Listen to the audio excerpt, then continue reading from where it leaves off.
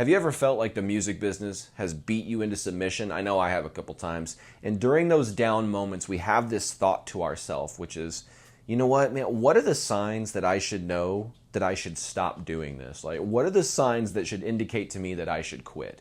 And that's kind of a negative subject, but I don't want this video to be discouraging. I want this video to separate the wheat from the chaff, so to speak.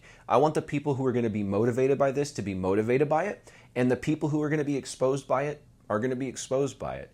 Because what if one of the things that would help a lot of musicians have a more fulfilled music career and less obstacles that they're running into is actually less musicians in the game who don't need to be there in the first place? And so in this video, I'm going to share with you what are the traits of people who should probably quit the music business, because it would be better for the rest of us who are genuinely trying to make this a pursuit of our career. So stay locked in, because we're going to go deeper on this subject, even though it's pretty controversial. So the first thing that I'm going to do is I'm going to point out this type of musician. We've all seen them, and some people may disagree with me on this, but allow me to elaborate, because I guarantee people may misunderstand me. So the first thing is, I think if you are this person, you should probably quit music, and that is the hobbyist cosplayer.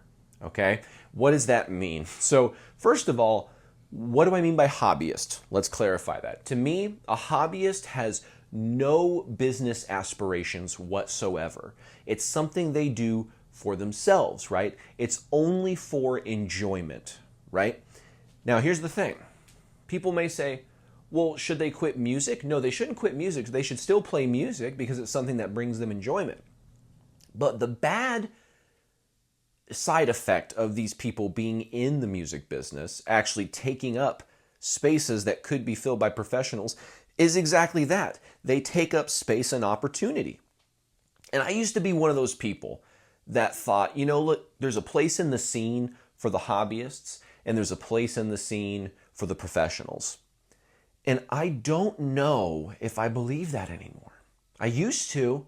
But now when I look at it logically, I can't think of but like one or two situations where hobbyist musicians would be preferable on any stage anywhere than a professional would be. Because I want you to think about it. If something is a hobby for you, there's a certain level of seriousness that you have with it because you're interested in it. But there's also a certain lack of seriousness that you have with it because it's not a genuine business or financial pursuit, right? So those type of people inevitably can be great or good, I should say, at what they do, but they never really cross into the great performers. Now, again, I'm not saying there's not great hobbyist musicians. There certainly are.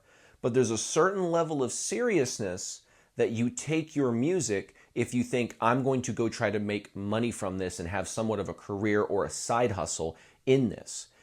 That's a different mindset than the hobbyist. But what happens? There are some, people who think, I really like the idea of being on stage and doing this thing that I really love doing at home. Maybe it's playing drums or playing guitar or singing. I love doing this at home. I kind of want people to wouldn't it be cool to be one of those big, famous people where you have a bunch of people watching you? But now here's the thing. We all who are actual genuine professionals who are pursuing this, we've had that same thought. So what's the difference? Every musician, deep down, wants what's called significance in behavioral psychology. And I'm being very specific. There's 6 human needs, and one of them is significance. And there's something about being a musician and you're on stage and people like your music and your music is helping people that raises our significance.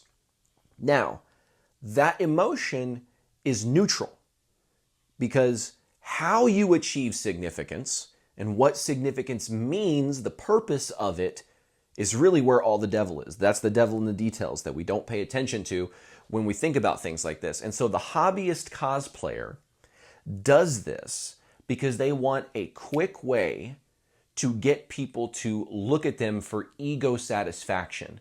But then if I said to them, okay, so you're serious enough about this to, work on it and create content about it, right? They're like, no, I don't want to do any of that kind of stuff. I'm like, okay, well, what about investing in like Meta ads or Google ads or anything like that? They're like, no, I don't want to do any of that kind of stuff.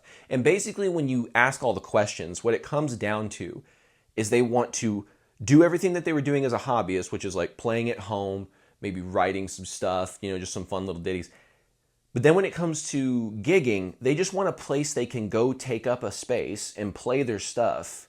But they don't really have any desire to promote the show. They don't really have any desire to do anything but boost up their significance. Listen, sorry if you feel called out, but you've also probably seen these people too, even if you don't feel called out. You know these people where it's like, the only reason I'm really here is because I like the feeling that I get when I'm on stage, when everyone's looking at me and I'm half-assedly playing my music, I've seen enough of those people playing, I started back, over a decade ago. Started with the local scene, and you would see these bands where when it comes down to doing any bit of actual work to make it a business, they fold completely and they don't do anything. And to me, those people need to get off the stage. And so I want to make a clear distinction here. There's a difference between the side hustle musician and the musician who's pursuing this as a career. I think those are two different people. But they're kind of one and the same in the sense that they're opposite sides of the same coin. A hobbyist is not any of those things, in my opinion. So if you want my brutally honest opinion now, hobbyists belong at home, and then side hustle musicians can be on stage. Serious independent musicians can be on stage, but hobbyists belong at home, okay?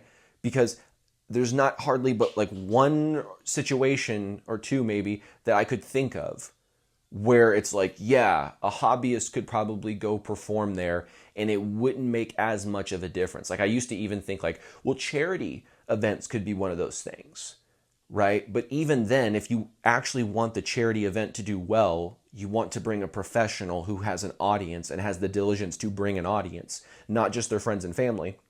And that would actually raise more money for the charity and for the cause. So it actually, even in that situation, it's better to have a professional or someone who's genuinely trying to grow and build an audience, not someone who likes the ego satisfaction of being on stage for 30 minutes and then likes to walk around town to their coworkers and pretend like they're cool because they play music every now and then at a gig. And, so, okay, hobbyist cosplaying musicians, I call them hobbyist cosplayers because they're cosplaying as professionals. Hopefully that was clear, but just to say it out loud.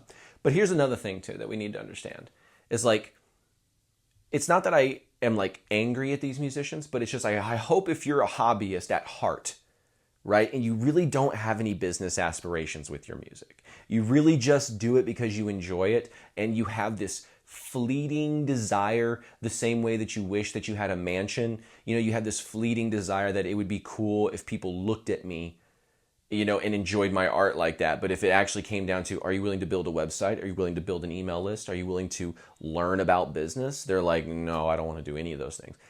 Then you probably need to stay a hobbyist and let the side hustle and full-time musicians take that torch from there, okay? Now, the second type of musician who should probably quit pursuing music as a business is the person for whom which music is really just not a priority. But let me define what priority means, because some people are like, wait a second, Dex, I'm willing to take time out of my day to go travel down 3 hours, 4 hours away to play a gig and come back home. That requires some sacrifice. Like I asked for work off so that I could do this kind of stuff. But it's like, okay, again, why are you doing that? Are you doing that because you like it's like this fun little thing that you get to do? Or do you do that because you're actually trying to build something and you're willing to build for it? So that's where the distinction comes in. So priority to me means you're willing to sacrifice for. But what are you willing to sacrifice? It's not even really just one of these things. It's probably all of these things at once. So you can't just say, well, I sacrifice time.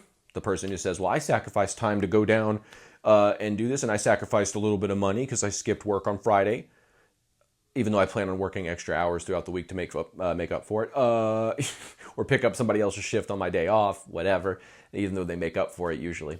Just saying. But it's time, money, emotion, and risk. That is the one right there that no one ever really likes to talk about, is risk. There is no risk for the local musician who likes to go play a bunch of covers. Now, here's the thing. I'm not knocking cover bands, because you can be a cover band pursuing this professionally in a way that you're trying to actually build an audience that comes to you regularly.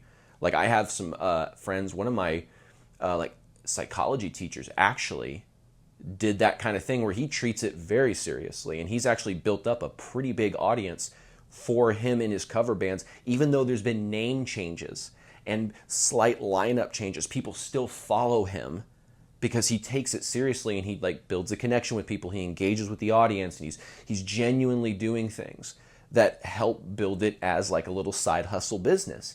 And because he pursues it that seriously, even if it's just at the side hustle level for a long time, still is able to garner a bunch of people to where he'll get invited to casinos to go play, right? That's different from someone who's just like, I don't really want to write my own music. I just want to get on stage and have people look at me. Yeah, I've seen a lot of musicians like that where they don't even really learn songs. They learn the easiest way to play popular songs to have an excuse to go up on stage and have people look at them. To me, that's the type of hobbyist that needs to get out, right? So I'm talking about making something a priority.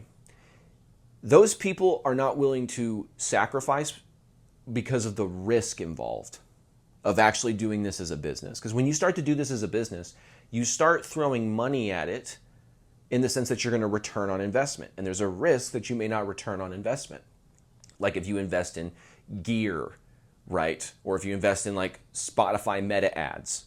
It's very hard to get an ROI unless you do a very specific strategy and do it over a certain period of time. And, there's a lot of strategy behind that, right? But here's the way I view it. Some people may say, Dax, well, what do you mean? If music's not a priority, therefore I should quit.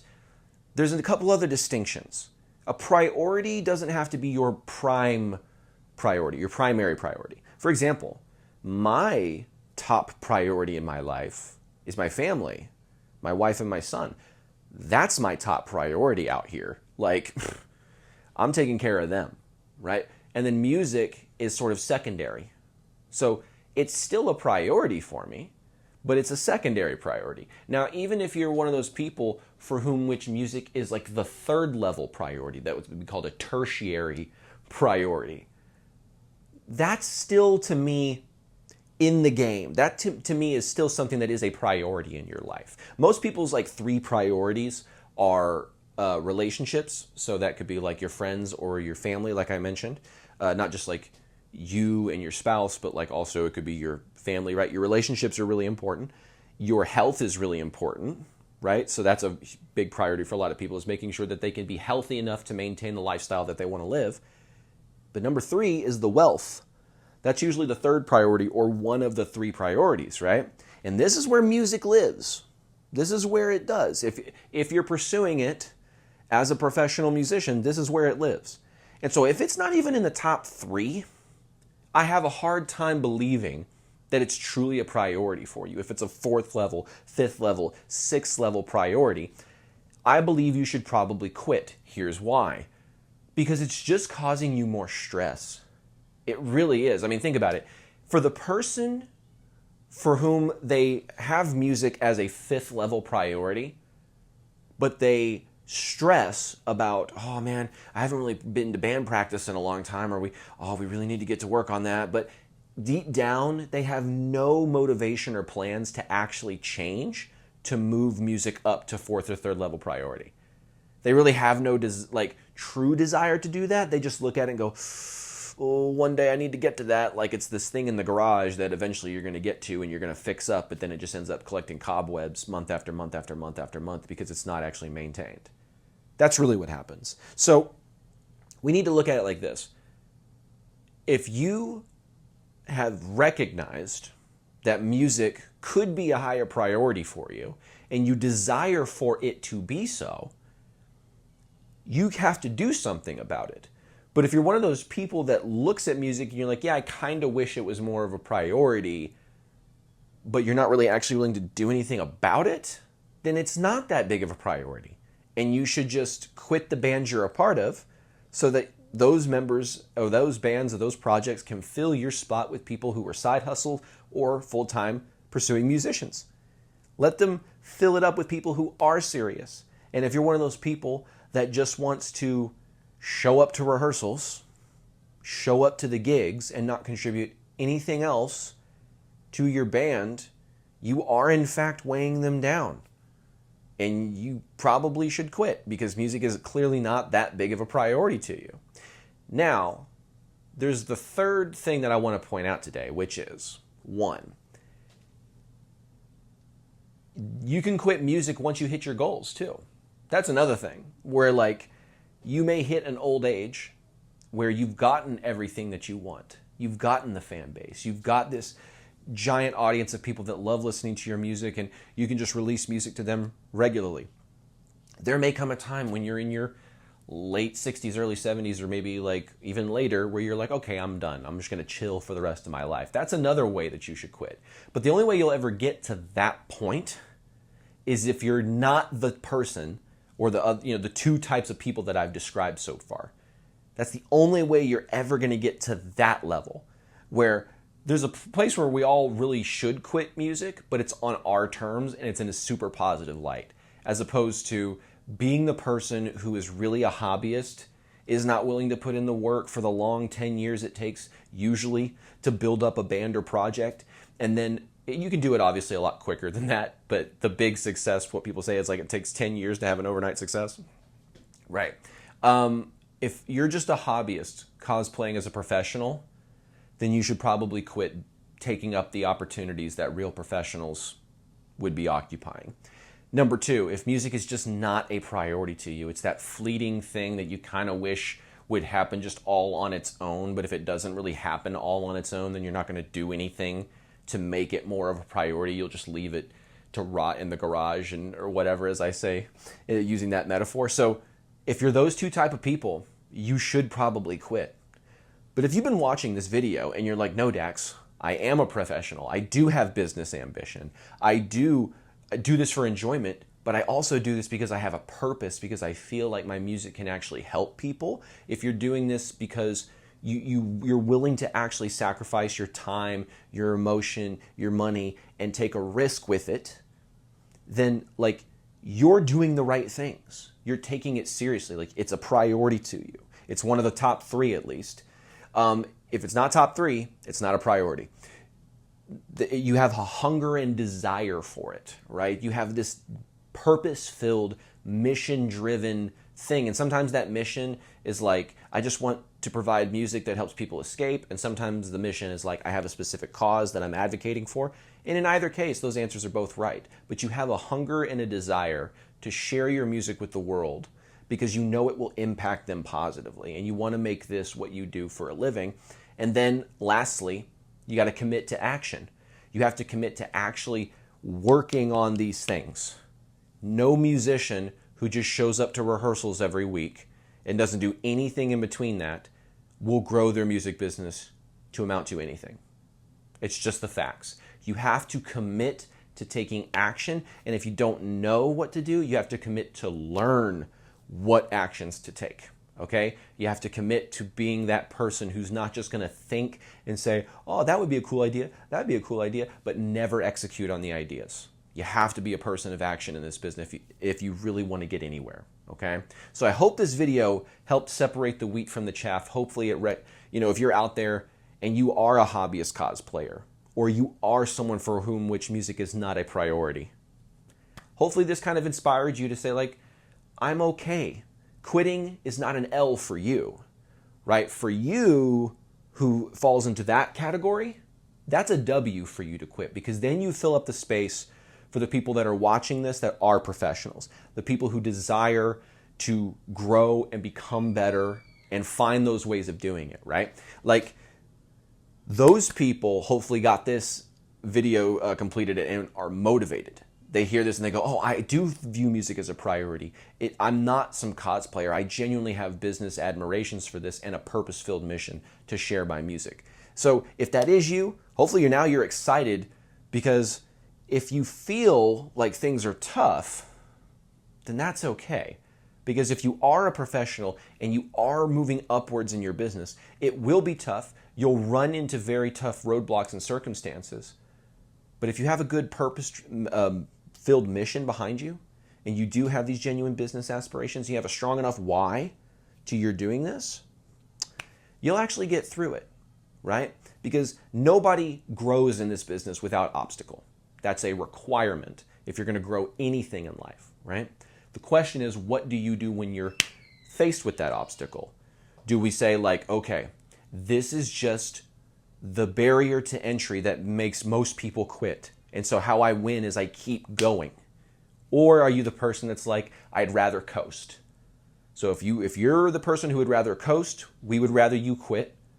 Otherwise, if you're that motivated musician, you're that person who will take action to grow your music business, hopefully now you're excited to do so. And if you enjoyed this video, hit the subscribe button, the like button, the notification bell, all that kind of good YouTube-y stuff. But I'm also breaking down August 1st through August 3rd in person in Norman, Oklahoma. We're breaking down how to set up the music business systems that actually attract the right fans, turn them into supporters, and build that into an automated system that you can use over and over and over again and potentially scale up once you get it to a certain refinement. So if you're interested in learning that system, click the link that's in the description to come to our 3-day workshop. It's going to be amazing. We've already got people that have got their tickets, so get yours. We're less than a week away now. So if you're watching this within that time period, go click the link. If you're watching it afterwards, sorry that you missed out. Maybe we'll have the recordings available for you. Go check my website. Either way, I look forward to seeing you guys on another video inside of Musicians Ignite. Take care.